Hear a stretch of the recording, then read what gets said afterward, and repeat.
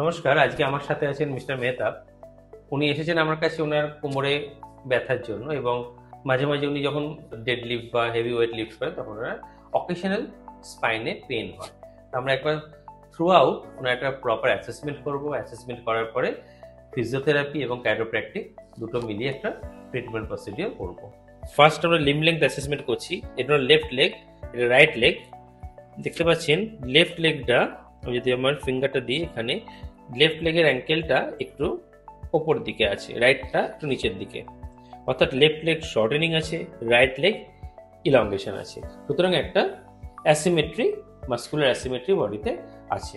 যদি আমরা লোয়ার ব্যাকের মাসেলের টোন দেখি, এক্সটেনশন গ্রুপ অফ মাসেলস, অর্থাৎ এখানে যেটা ইরেক্টাস স্পাইন মাসেলস আছে এবং তার উপরে সেরেটাস পোস্টেরিয়র ইনফিরিয়র আছে, কোয়াড্রেটাস লাম্বোরাম আছে, এই সমস্ত যে মাসেলগুলি আছে তার টোন কিন্তু বেশ খানিকটা বেশি। যে টিপলে ব্যথা লাগছে এখানে, এবং ওনার টেন্ডারনেসও আছে, অর্থাৎ প্যালপেশনে উনি কিন্তু একটু হলেও ব্যথা বুঝতে পারছেন। এবং লাম্বার যে লর্ডোসিস, অর্থাৎ যে কোমরের যে কার্ভেচার, সেই লাম্বার লর্ডোসিসটাও কিন্তু ওনার বেশ খানিকটা বেশি আছে। আমাদের অ্যাডজাস্টমেন্ট করার আগে সারফেস ল্যান্ডমার্ক করাটা কিন্তু খুব দরকার। তো আমি আপনাকে দেখাচ্ছি কি করে আমরা স্যাক্রাম, L5, L4, L3 এভাবে আমরা সারফেস ল্যান্ডমার্কটা করে নিচ্ছি।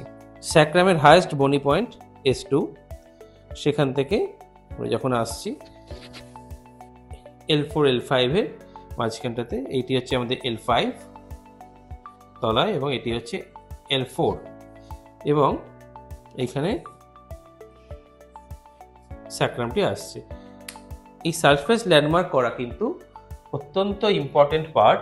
আমরা যে টার্গেট করছি যে স্পাইনাস প্রসেস বা ভার্টিব্রাল কালামের যে পার্টটাকে, সেইটাকে অ্যাডজাস্টমেন্ট করবার আগে ফার্স্ট আমরা ওনার অ্যাসিমেট্রিটা কারেকশন করব।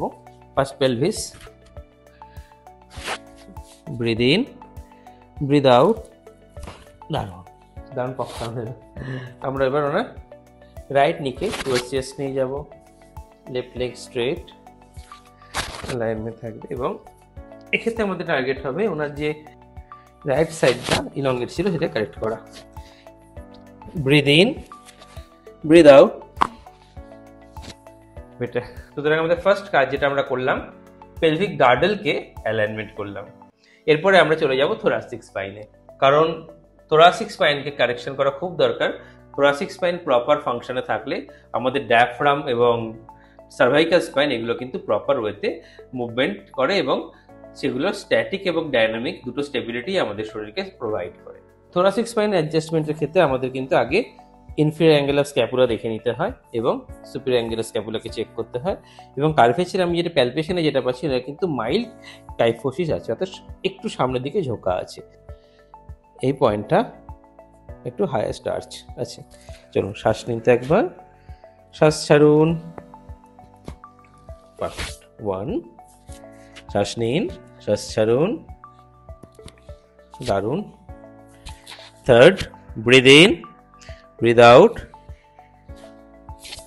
Perfect. Throughout spine palpation ওনার কিন্তু একটু সার্ভাইকাল থোরাসিক জাংশনে অ্যাসিমেট্রি পাওয়া গেছে, এবং ওনার ট্রাপিজিয়াস মাসেলের টোন কিন্তু সিমেট্রিক নয়। লেফট আপার ট্রাপিজিয়াসটার টোন একটু বেশি, রাইট রিলেটিভলি একটু কম। একবার ডান দিকে ঘাড় ঘোরান, ব্রিদ ইন, ব্রিদ আউট, সুন্দর। লেফট সাইডে, perfect. Breathe in, breathe out.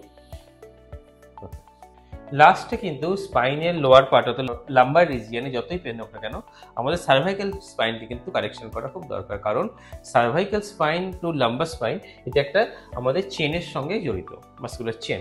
যে লাম্বার স্পাইনে যদি কোনো কিছু সমস্যা হয়, অর্থাৎ কোমরের ব্যথা হয়, সেটা কিন্তু ক্রনিক আমাদের সার্ভাইকাল স্পাইনকেও এফেক্ট করে। ঠিক ভাইস ভার্সা, সার্ভাইকাল স্পাইন অর্থাৎ ঘাড়ে যদি কোনো ব্যথা বহুদিন ধরে থাকে, সেটা কিন্তু আমাদের কোমরকেও এফেক্ট করে। নেক অ্যাডজাস্টমেন্ট করবার সময় যে জিনিসটা খুব গুরুত্ব দিয়ে দেখতে হয়, সেটা নেক অ্যাডজাস্টমেন্ট করবার কিন্তু আমাদের অ্যাটলান্টো অ্যাক্সিয়াল জয়েন্টের স্টেবিলিটি চেক করতে হয়। এখানে অ্যালার লিগামেন্ট থাকে, অ্যালার লিগামেন্ট ওনার চেক করে দেখা যাচ্ছে যে হ্যাঁ, ওনার সার্ভাইকাল স্পাইনে মোবিলাইজেশন করতে খুব একটা সমস্যা নেই।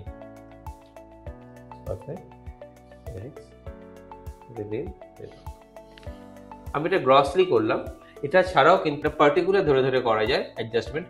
C3, C4, C4, C5, C5, C6, C6 C7, কিন্তু যেহেতু ওনার এক্স্যাক্টলি সার্ভাইকাল স্পাইন নিয়ে আমাদের কাছে আসেননি, তাই আমি অ্যাজ এ গ্রস হোলিস্টিক অ্যাপ্রোচে আমি ওনার কিন্তু সার্ভাইকাল স্পাইনের অ্যাডজাস্টমেন্টটা করলাম।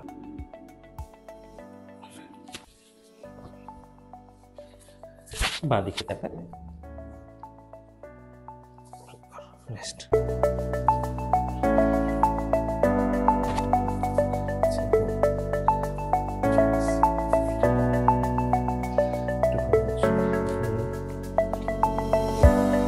হিপ জয়েন্টের মোবিলাইজেশনটা কিন্তু ইম্পর্টেন্ট পার্ট।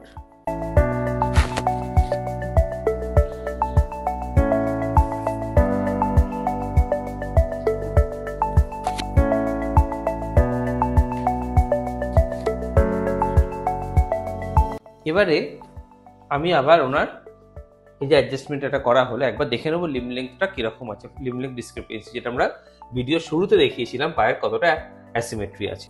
একইভাবে আপনি যদি দেখেন এখন একদম সিমেট্রিক, দুটো অ্যাঙ্কেল জয়েন্ট কিন্তু একদম সঠিক জায়গায় এসে গেছে, অর্থাৎ ওনার যে স্পাইনাল অ্যাডজাস্টমেন্ট হয়েছে সেটা কিন্তু ওনার ক্ষেত্রে একটা পজিটিভ রেজাল্ট এনেছে।